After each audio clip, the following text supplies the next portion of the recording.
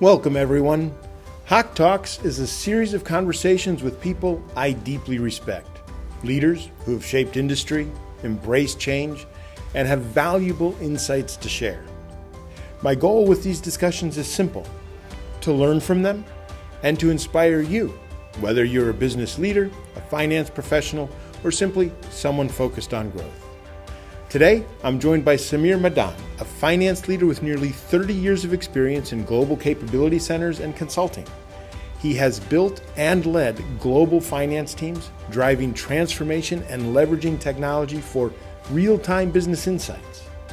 Sameer has worked with industry giants like Genpact, Agilent, and PwC, and he's passionate about the future of finance, AI, and the role of data in decision-making. In this episode, we discuss the impact of AI, the evolution of finance, and whether accounting as we know it is disappearing. It's a fascinating conversation, and I'm excited for you to hear it. Let's get started. Well, Sameer, thank you very much for joining me today. This is a great pleasure and an honor of mine to talk with you. We met 6 months ago or so, the last time I was in India, and just had an absolutely amazing conversation with you, and I know that the insights and the knowledge and the experience you have is what people want to know. And so I hope that just having a conversation with you today, we're going to touch on a number of topics in the world of finance and business today and the future and what it's going to be. And first of all, just thank you very much for your time and your willingness to talk with me about this today. Sure. Thanks, Brian. Thanks for having me. It's a pleasure to be with you again. I'll start kind of at the beginning of AI. If we go back about 2 years is when AI started to really become known. And I remember I was in Egypt and Saudi Arabia at the time, and one of the companies I was making a presentation to took my face and they made a digital voice and my mouth moved at the very beginning of AI. And this was when we were concerned that deep fakes were going to become everything. And so we're 2 years in from when AI really kind of launched. And so my first question is, based on what we thought was going to happen 2 years ago, where are we today? Are we further along from what we thought was going to be happening? Did we not get as far as we thought? Have the changes been more or less than what 2 years ago people would have been predicting for this time? See, Brian, every industry is at a different wavelength right now as from an AI perspective. And I would prefer to call AI as augmented intelligence rather than artificial intelligence. So take, for example, media. They've taken rapid strides. Take some industry like healthcare. I think they've also taken rapid strides. But specific to the topic which I kind of specialize in, which is generally finance and accounting, and to a larger extent the global economy, I think we're at a steady pace, and I'm glad it's steady, because had we come up with use cases which were completely flawed, the trust in AI would have gone. See, what is basically augmented intelligence? According to me, it's garbage in, garbage out. Now, if you put in some wise stuff inside and you want to extract even wiser stuff out of it, that's what we want to get to. And I think we are getting there slowly. It seems that one of the problems in the world today is there's so much data. It's almost too much. And so using garbage in, garbage out, if you put more garbage in, you're going to get more garbage out. So how is it that despite the fact that there's more data being generated from phones and businesses, how do we begin to sort out what it is that's useful and what it is that isn't useful? See, that's the $1 million question and the $1 million answer as well. I think with so much of data, you need to kind of decipher, first of all, what do you want out of it? Is what you are looking for even available with the data which you currently generate? Or you have to augment just the sources of data? Look at whether your business model itself will be relevant. So just data in terms of, whether you decipher it correctly or not is not the only way out. Look at whether your business is going to be relevant as well. How much the use of AI and the benefits it provides to a company, how much of that is becoming a monetary benefit? And let me give an example of this. So if we take the airline industry, better weather forecasting, better passenger. You know a storm's coming, so you can move your planes, you can prepare and all of that.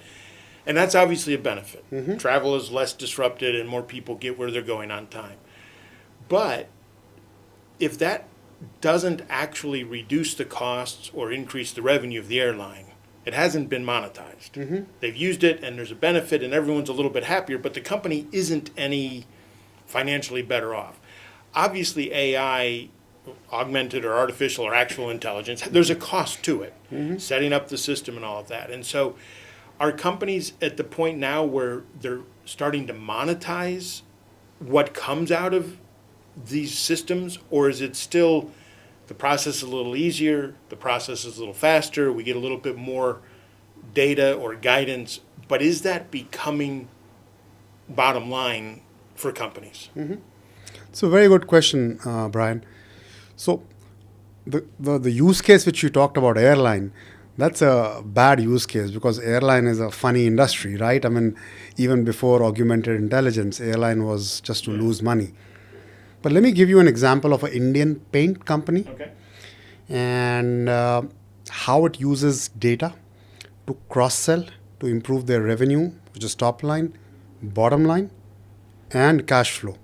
I go back to the quote, which is one of my favorite, that if revenue is vanity, profits are sanity, and cash is king. Mm-hmm. So without all these three coming, together, it's not worth it. Yeah. So this paint company, which I am talking about, is the largest paint company in India. It's listed. And what it does is every zip code by zip code in India, they know which color of paint sells the most, which quality of paint sells the most. And they're able to kind of manage their inventories to replicate the demand behavior. And on top of it, then they use that data to cross-sell, to move the customer from one particular level of paint to the next, remind them, say you painted your house 3 years ago, 4 years ago, and see if it's in a tropical area, chances of you being painting it once in 3 years is high. Whereas if you're in a non-tropical climate. So it's one of the best examples I see where they're able to monetize the data. Not only that, this is one listed company which has a negative working capital. Okay.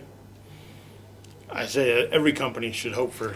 Every company should hope for it. Yeah. Are you willing to look at the story which your number is telling you? Numbers or financials of every company or every industry and every country for the governments is telling you a story. Are you willing to listen to the story and then change the story? So as a finance professional, my job is to convert numbers into a story and a story into a number. And for that, I need AI because I need faster processing. I need ability to come up with better use cases and plan A, B, C, D, E. With AI, you just cannot rely on plan A. You need to have a plan A to Z, probably even more. 26 letters of our alphabet are not enough. So I need a plan ZA and a ZB and so on and so forth. Do you see, the numbers are the numbers. Mm-hmm. How often do you see companies, in a sense, refuse to believe what the numbers are? Mm-hmm. I know when I teach, I talk about, we calculate the net present value and it's a little bit negative. Well, if it's a little bit negative, we start to say, we could, if we change this number, if we change this assumption, we'll make it positive and the project will be acceptable. And I think we often fail to think that if the number is just a little bit positive, it only takes a couple of assumptions to change in the other direction, and all of a sudden your good project becomes a lost project. How often do companies refuse to accept or believe the numbers that they're being told? Companies refuse to believe the numbers which they are generating themselves very often. There are a lot of reasons for that, Brian. The first is the way the executives are compensated. It's stock options. So it's short-term versus long-term. Second, they don't realize that in today's world, every industry is being disrupted. NVIDIA didn't even exist in the year 2006. And why could Intel not come up with just faster processors? What is NVIDIA? It's just a faster processor, right? So the business models are getting disrupted. And one of the reasons why they're getting disrupted, apart from the fact that people are not looking at the numbers, is you're not looking at what your customer is wanting. So I believe in a concept called a balanced scorecard, where not only are you looking at financial parameters, but you're looking at other parameters which impact your financial parameters. What does the customer want? The CSAT score. Are you reaching out to the customer and ask, hey, you're happy with my product, but what else do you need out of it? And then link it back with the CFO so that he kind of allocates a certain budget to the R&D team to get what the customer wants in the future, not now. Most C-level executives, in my view, are focusing at best 2 quarters from now. And with the way businesses are getting disrupted, the NASDAQ would look very different in the next 5 years. And mind you, when I say NASDAQ, I mean NASDAQ is just the top 50 companies in the US. Now you will see a lot of other companies which are not even listed on the NASDAQ and have a market cap higher than that of the top company in the NASDAQ. That could happen within the next 5 years. Well, and how many companies 5 years from now don't exist today? Yeah. But the NVIDIA of the next one, or the next 20 of them that we don't even know who they are yet. It seemed, you mentioned compensation and short-term, long-term. This is something that I've seen going back to the beginning of my career when I was in the Big Four. And from a training perspective, I was in the training department, and are we developing our staff to become 5 years from now, or are we worried about the profit that we're going to make because we take our staff off their jobs? And so that's a question that's always been a problem. What's the solution to that in terms of getting people to, I see so many times people make decisions that are very short term. And I understand if you don't survive the short term, you don't get to the long term. So there is some element of you have to make some short term decisions to make certain you survive. It can't just be a question of compensation structure. From your standpoint, what are the things that you want the people below you in your organization, the skills they need to develop to make certain that as they grow, their perspective stays more long term than just even in the past, focusing on the past? How do we do that? See, there is no simple answer to that. First of all, do I even know the future skills, or am I relying on them to tell me what the future skills are? So my way of looking at it is, number one, that every employee which you hire, you should not hire only for skill, but for will. Because skills will keep changing. When I did my formal qualification in accounting 31 years back, I was taught only accounting, and I just don't use accounting anymore. Am I an accountant or a finance guy or an economist or a geopolitician analyst? I don't know. Yeah. See, the watertight compartments are getting over. So first hire for will, not for skill, and also make sure that you promote for will, not for skill in the company. I'm glad you said that. That's something that we talked about 6 months ago. And when we met with you 6 months ago, it was our first meeting of the trip, and we had a few CFO roundtables, and that message of hire for will rather than skill was echoed by a lot of people. Different words were used for it, or different kind of way of expressing it. And it's something that when I talk to students, I say, this is, you want to learn, and it's not, you're never done. You're never done learning. And so what would you tell somebody who's graduating university a couple of years into their career? What are the things that you're looking for them to do or not to do that's going to help you see their future, what the potential that they have? So for a person who's just getting into the workforce, they got to realize that keep your eyes and ears open, what's happening around you. Whichever company you're working for, look at their numbers with that of the competition, line by line, which tells you how good, bad, or ugly you are.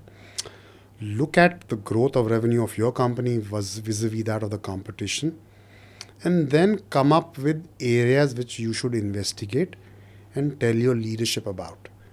I think it's the best time when you come in the workforce to tell your leaders how you look at things, because they may be living in their own world, not knowing how the outside world has changed. That's number one. Second, work on your emotional intelligence. It's not a sprint. You have to remain there to see how you can make a difference. Keep at it. Every quarter, send out a report as to how you feel the numbers of your company are vis-a-vis that of the competition, vis-a-vis that of a nearest competing industry.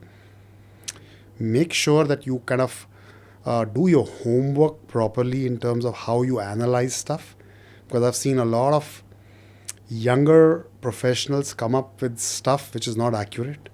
They use too much of AI.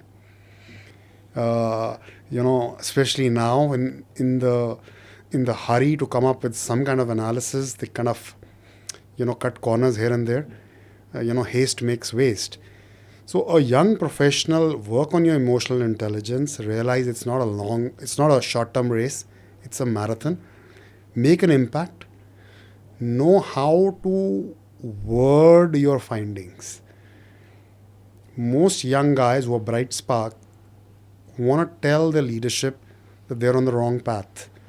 Now, how you tell them is more important. Otherwise, your acceptability will not be as good as it should be.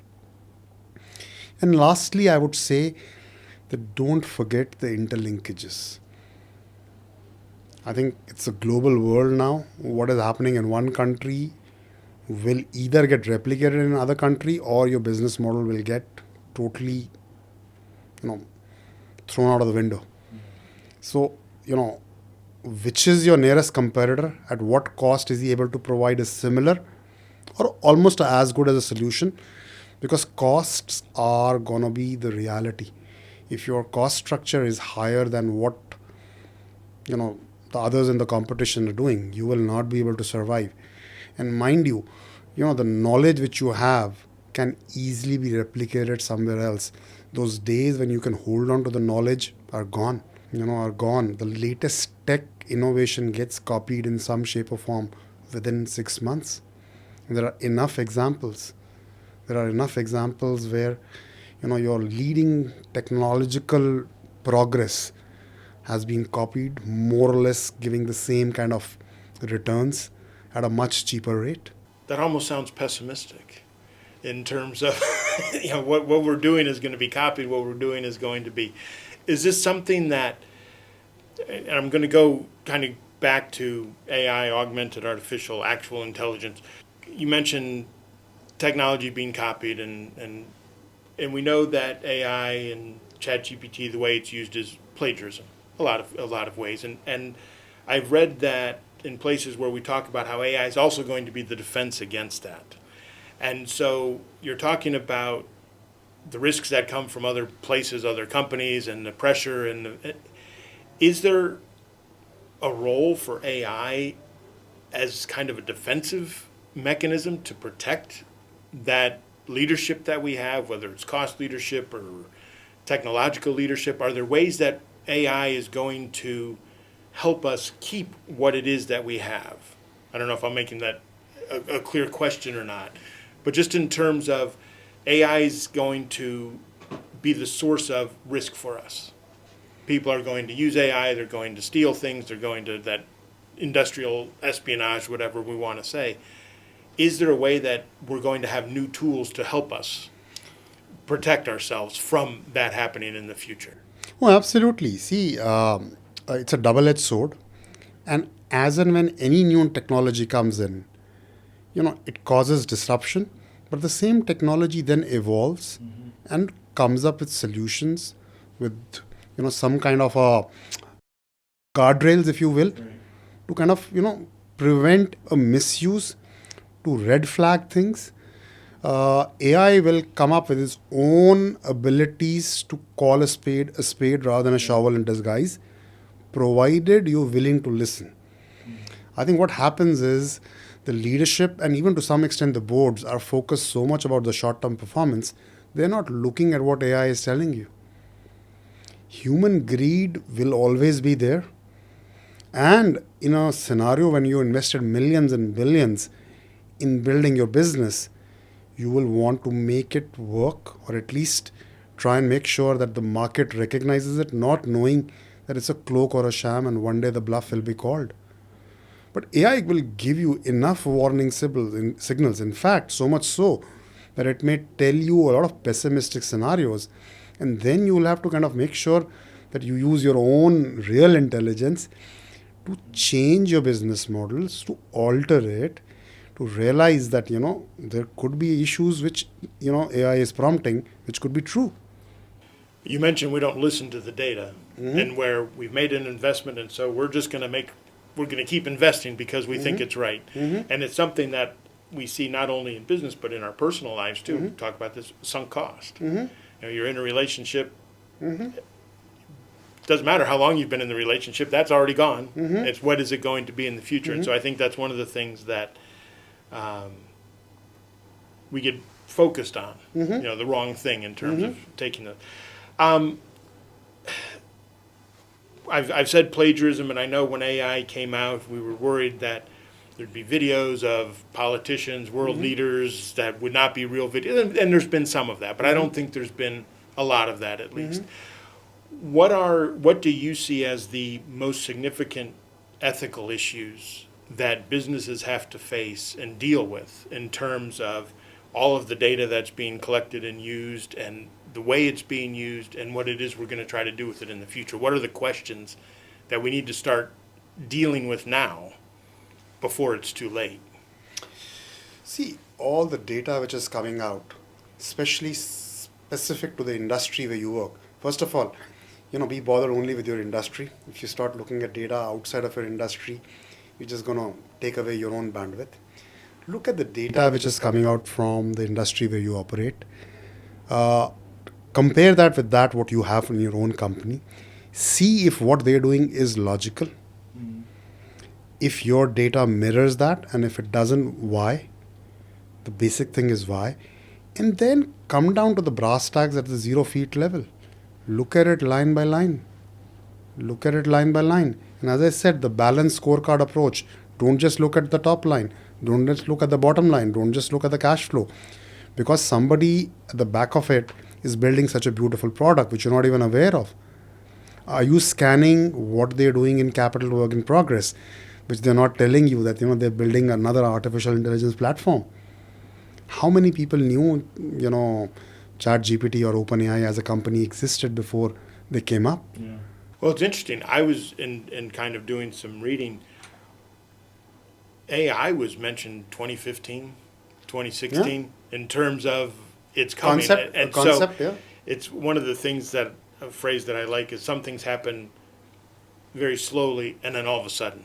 And so this seems like this was something that was building, and some people knew about it, maybe not many. But No. So if you look at how, OpenAI was funded, you could see something big is coming your way. And, was Google sleeping? Yes, it was. Was Microsoft sleeping? Yes, it was. Yeah. And even right now, as we speak, where is funding going? See, data is available. While the supply of money is huge, but we all know where it is going. And we have to investigate what is it that the person who has access to this money doing. Well, it seems like now the one that's come up recently is power. Yeah. The electricity required to run all just this. To run all this. And that's something that when I started reading that, I guess on one hand it makes sense, but on the other hand we don't see it. Because I just sit at my computer, I type in whatever I type in, and I don't notice the electrical surge that's happening somewhere. I don't notice a massive amount of computer tech or volume that's involved in doing that. But obviously that's an issue in terms of how all this power is going to... How the power is going to come, but if you look at the revenue of all the power companies, it's going up. Why do you think the prices of coal are going up for countries which still use thermal power? You look at the cost of uranium, titanium, whatever else you need for your nuclear power plants, they're all going up.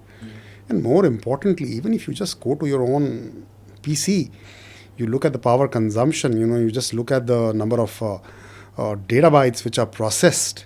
It all tells you without power, nothing is there, right? The country or any industry doesn't work without power. And even if you look at banking, the best example of how AI is working so well is banking. There's this old saying now, which is no more true. It says that banking is a must, but banks are not. I mean, we're starting to use a bank that doesn't exist. All starting to use a bank which doesn't exist. There are specialized AI-powered platforms which let you open legitimate but a non-physical bank to get your foreign remittances at 0.5% of commission. They don't have any physical infrastructure. Faster, cheaper. Faster, cheaper. Remember that you got to scrub your cost structure so closely, and physical infrastructure may not be required going forward. You got to look at it cost element by cost element, line by line, for you to realize where do you have the flab. Well, I'll tell you, where I live, there's a couple of banking groups that just keep opening physical branches. And every time I drive by a new one, I kind of think, who's going to the bank? Yeah. Or we're not going to the bank as much as we used to. And so you don't need more branches. I mean, I understand you still occasionally need to go to the bank. One of the, we were talking about power. I know somebody in the U.S., they had a Bitcoin farming business. And they essentially went and bought an old power plant that had been decommissioned and restarted it to generate the power for them to mine their Bitcoin. So Bitcoin, blockchain, I personally am not invested in Bitcoin. It's not, I believe in the, if you don't understand it, don't invest in it type of approach. But blockchain is something that I've been teaching for longer than AI. How is it that in our everyday life we're impacted by blockchain technology, we're impacted by smart contracts? Is this something that we are impacted by, but we just don't know it yet as individuals, or is this something that's still largely at the corporate, kind of the entity level for using these tools? No, blockchain is definitely being implemented in many industries, and we just don't see it. Yeah. You're buying a food packet to eat. There are many companies which are using blockchain to tell you what are the ingredients in that. Example. Yeah. You're buying a bottle of costly wine. It tells you exactly where the original seeds were sowed, where they were sourced from. And coming closer to, let's say, pick up a bank. All your banking transactions are nothing but a blockchain. You issue a check. It's depending on how you look at it, right? Right. It is a blockchain. You're handing off the check to a teller in the bank who's scanning it. It's creating some kind of data which is going to the central bank of the country. It is cross-checking. All this is handoffs, right? And all digital. That's true. I hadn't thought of it that way. Yeah. That it's Everything is blockchain if you look at it. I mean, people look at it as if, I'm not bothered about it, or my industry doesn't really have this coming. But everything is blockchain. You look at digital payments, that's nothing but blockchain, right? Yeah. Especially in a country like India. That's why it's called a unified payment interface. Yeah. I could transfer money to a person in India without knowing his or her bank account. I guess it's behind the scenes. It's just behind the You don't scenes, see but it, there is a but digital trail.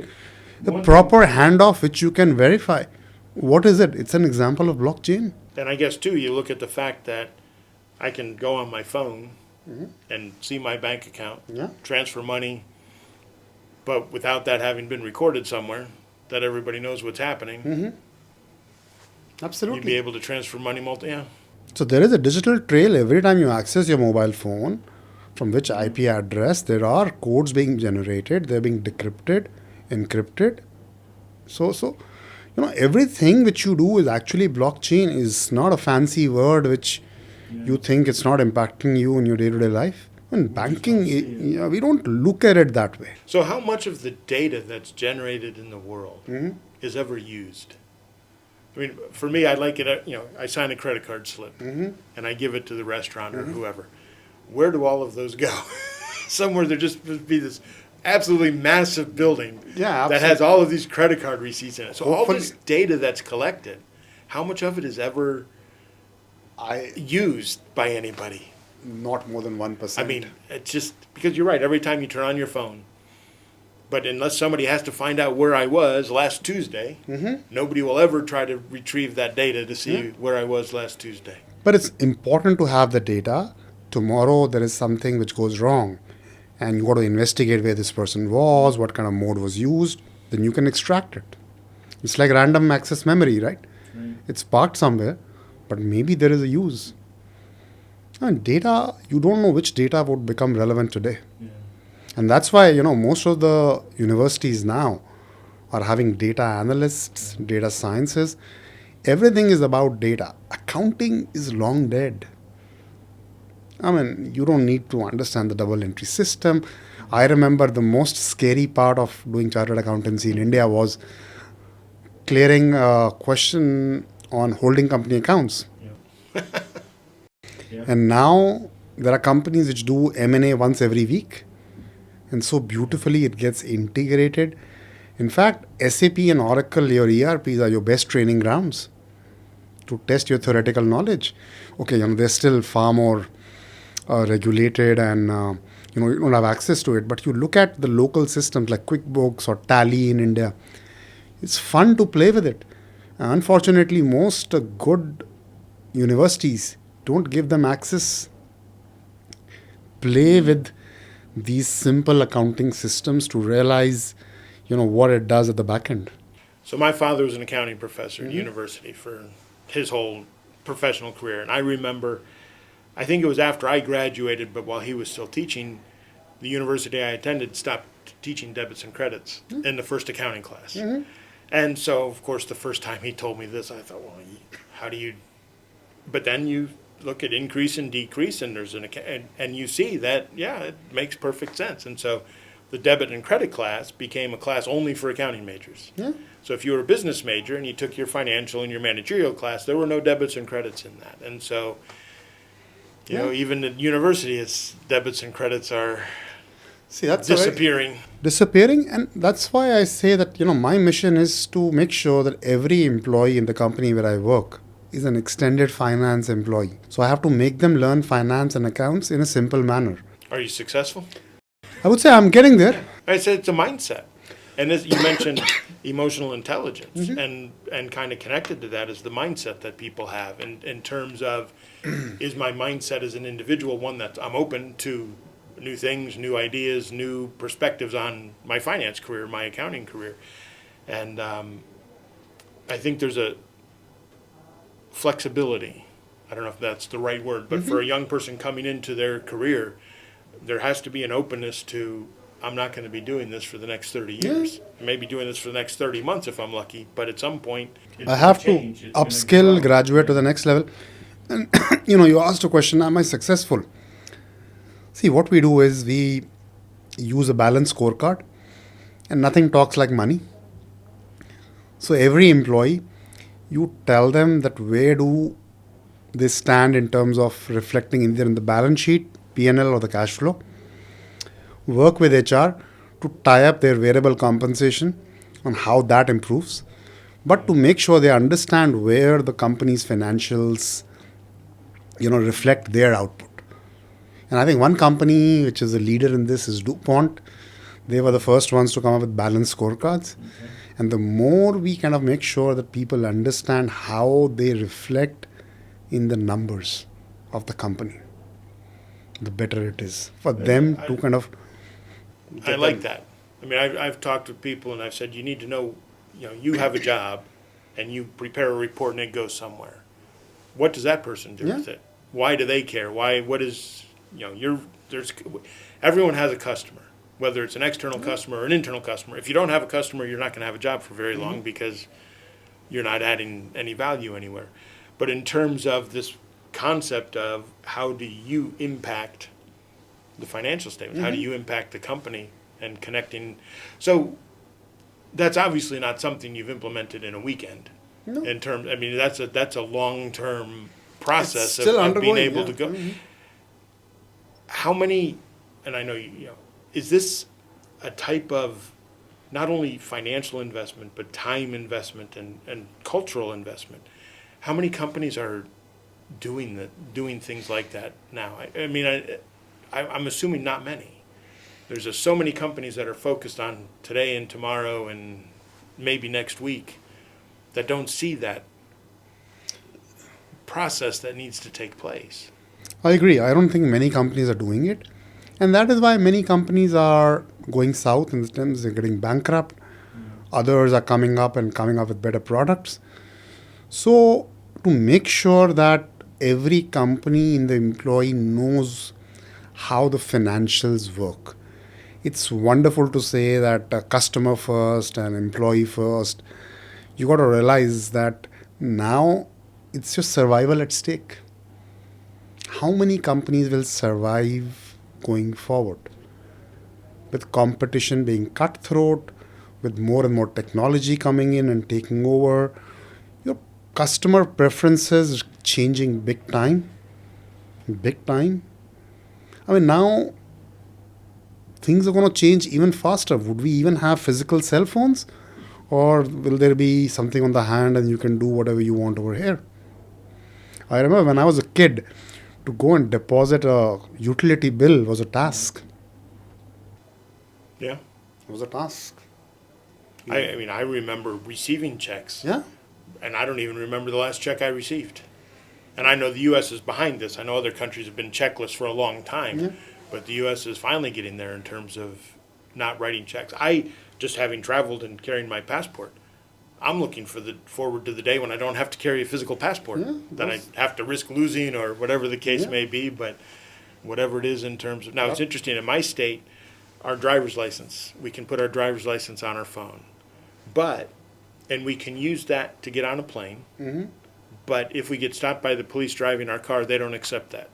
We actually have to have our physical driver's license. So we can put it on our phone, but you still have to carry your driver's license while you're driving a car because Not the in police India. don't accept that as, Well, in as India, an online phone. you have an app where you upload not only your driving license but also the registration of your car, Yep. and that's absolutely accepted by the cops. They catch you. The whole world is getting there. But the point I'm trying to say is now the business disruption is so huge,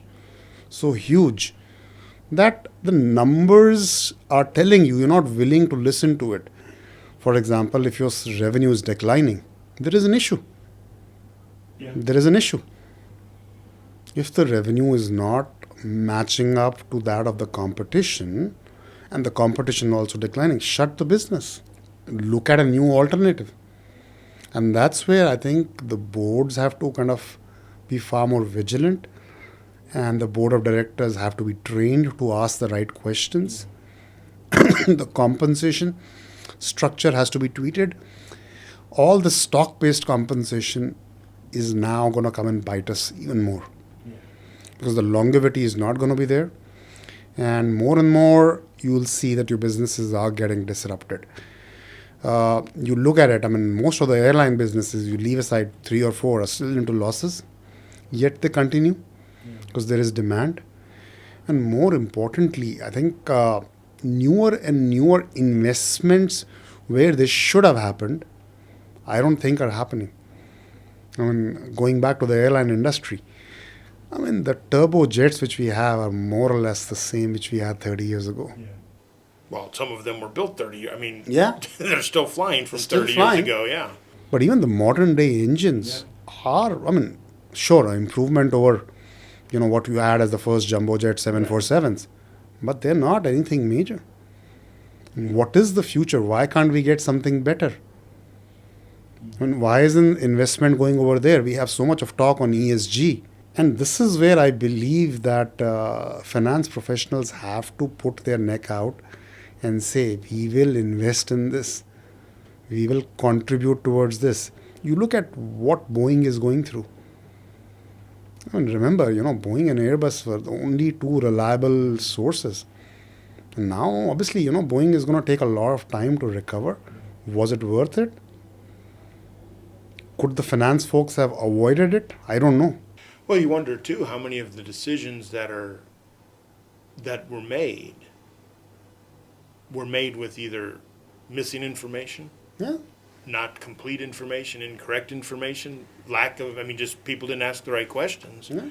to know. And I know talking about disruption. There's the Kodak missed digital photography. Yeah. They had it, but they didn't see what it was going to be. Just people, we like what we're comfortable with.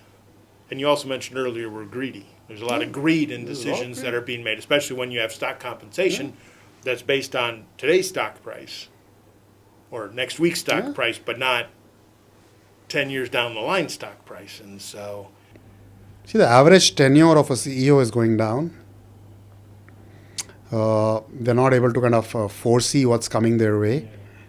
They're not scrubbing the investments. I always smile when I read an article.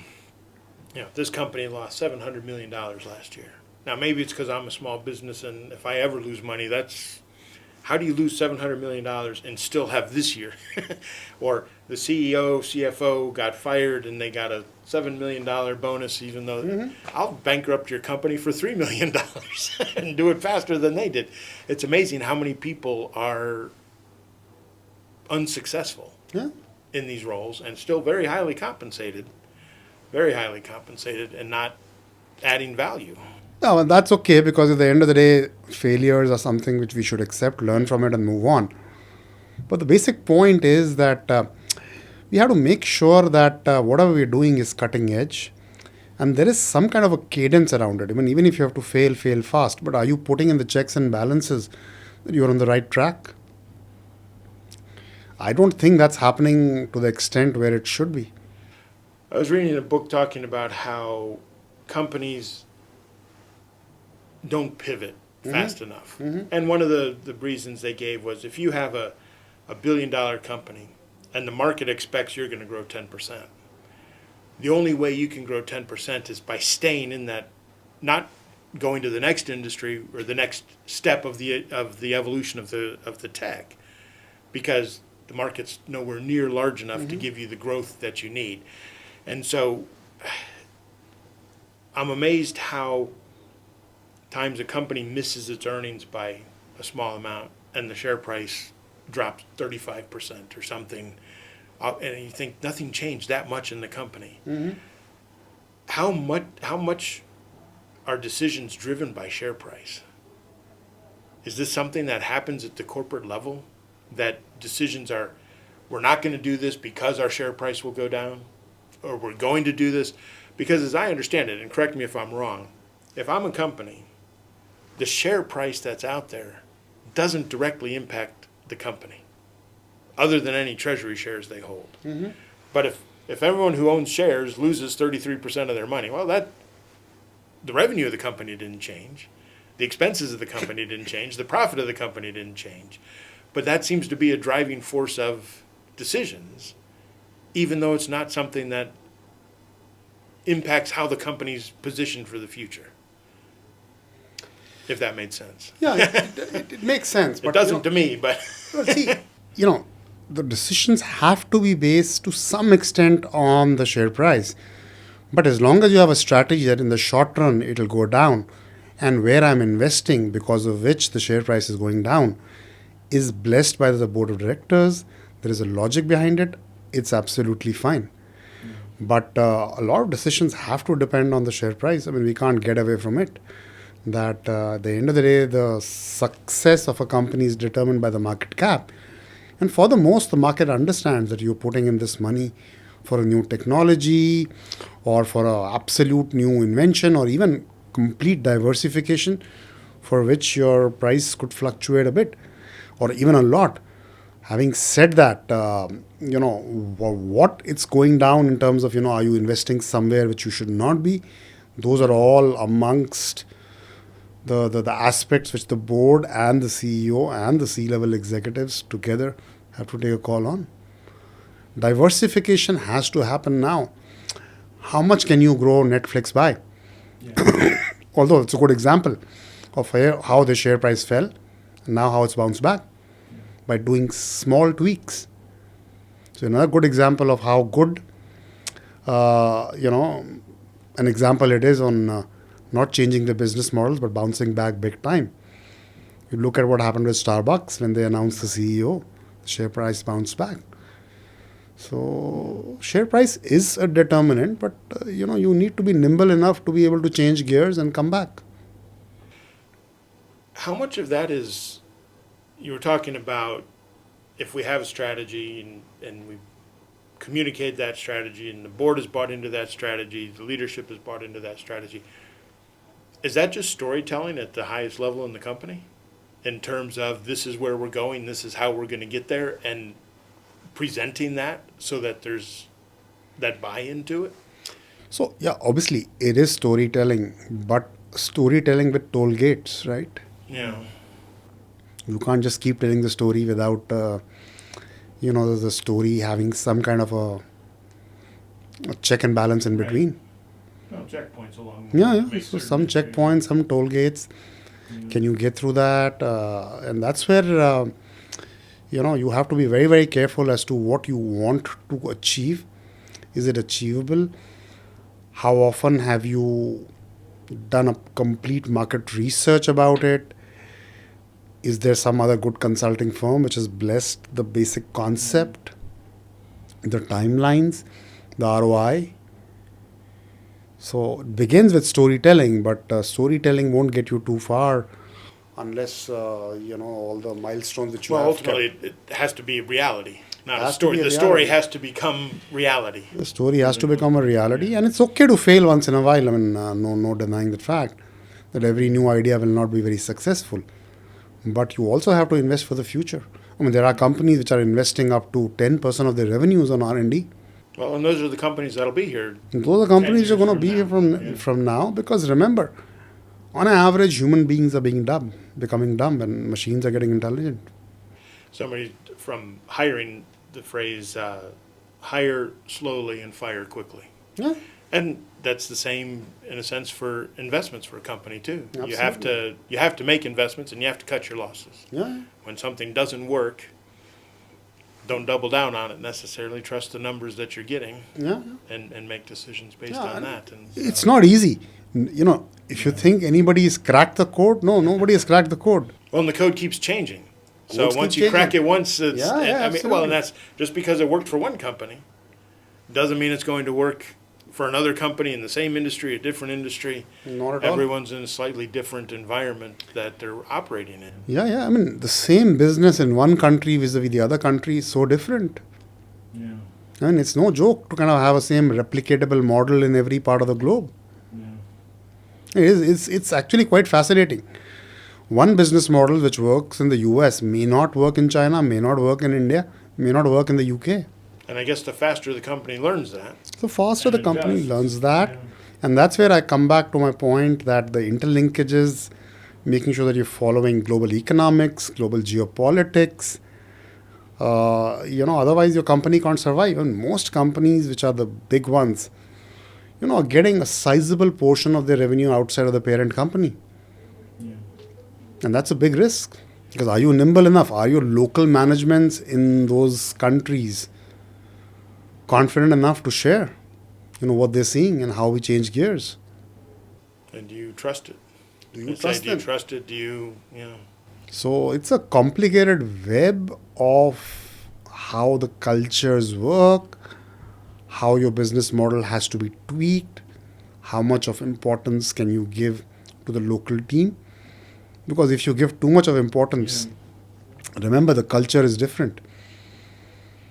The North American or the Western culture is very different from the Asian culture.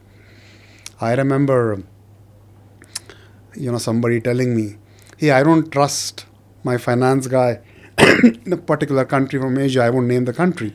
But they've been not taught to say no. They say yes to everything and deliver on a very few set of things. So cultural nuances, local empowerment, it's become very, very complicated now. I mean, gone are the days that you open up a big company in one particular country or at best 2 or 3 countries where they have operations and you can survive.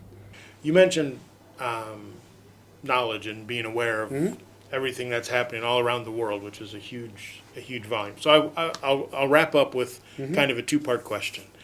One, how do you stay current with what's happening? What are your sources of what do you read, what do you watch, what do you listen to on a regular basis? And secondly, I remember a phrase from a long time ago that was, readers are leaders. And I support reading. I think reading is, and I know reading now takes more forms than it used to. It used to be you had to read something, now you can listen to it or watch it. What is one book that you found useful, inspirational, motivational, beneficial that you would recommend somebody in business, finance? So two parts. One is, how do you stay current with everything? And what is a book that you would recommend to somebody to read or listen to? See, how do I stay current is obviously a lot of reading about not just finance and accounts. That's where most people tend to go wrong. Right. They are comfortable in one aspect and they only research more in that aspect. But you should read a lot of interlinkages, which is basically politics. These are global corporations, politics. The whole approach towards the same thing changes, as I said, in every country. So understand how their operating environment is very different. I'll give you a small example. In Asia, folks have come in from an empowered kind of a mindset. Impoverished mindset, and they want to be successful by using whatever means they have access to. So are you ready for that kind of risk-taking abilities in Asia Pacific? So politics, the local nuances in the areas where you kind of operate or the countries where you operate. And lastly, going and discussing it with like-minded colleagues, friends, whoever. You have a hypothesis. Have you gone and checked whether this hypothesis is correct? And, once you start doing it, then you kind of expand your horizons and you kind of know what else to look for, what else to kind of look into. And one book which I will strongly recommend everybody is a book called The Undercover Economist. Okay. And what this tells you is how different are the ways of making money. How do gangs make money? How do legitimate corporations make money? How do governments make money? What are the pitfalls of ignoring the warning signs? So it's one book which I would recommend to every person who does any kind of business. The Undercover Economist. Undercover Economist. Okay. Excellent. Well, I will certainly read that. Sure. Absolutely. I like to read. Yeah. But you go to the bookstore and there's Yeah. you can't read. If you read 24 hours a day, you'd still fall behind. And so it's always good to have something specific. See, this is the book, as I said, Target. I like because it tells you that the business is both legitimate and illegitimate, and you cannot ignore the illegitimate side of the business. Yeah. The economies don't run purely on legitimate businesses. And it's fascinating how they're interconnected. So yeah, it's a good book. Anybody and everybody should read it. Yeah. Well, I know I sometimes see people get lost in the thought that a nonprofit isn't a business. Yeah. A nonprofit still needs to have money come in one way or another, Absolutely. or you're not going to have a cause. I mean, you're not going to be able to do what you're trying to do. Nobody's going to fund you. Yeah. You have to show efficacy. In fact, non-profit is far more difficult. You're kind of getting in money probably from somebody else to run a particular program or a set of programs. And you have to make sure that you're showing the right progress in the right direction year after year after year. And the person who's funding all these noble initiatives is feeling satisfied. So the onus is a lot more. I mean, being a CFO of a non-profit organization carries a lot more of responsibilities. I don't want to do that. It's very difficult. Yeah. Well, thank you so much for your time. This has been, I've enjoyed every minute of it and have things that I've taken away from our conversation today. And so thank you so much for your time. And on behalf of everyone who's watching and listening to this thing, I thank you too. It's been a learning experience. Thank you so much. Sure. Thanks, Brian. Thanks for having me. It's always lovely to chat with you. You're one of the most open-minded people I've met. It makes life more interesting. Yeah, and that's what we talked about earlier. You have to be open-minded to what it is that's out there, and I think somewhere in the past, the larger the body of knowledge, the longer the shoreline of wonder. There's so much you don't know. I know I don't know it, and it's Well, some always nice an quotes. enjoyment to start to learn some of those things that you don't know. And so, thank you so much. Thank you. All the best, Brian. Thank you.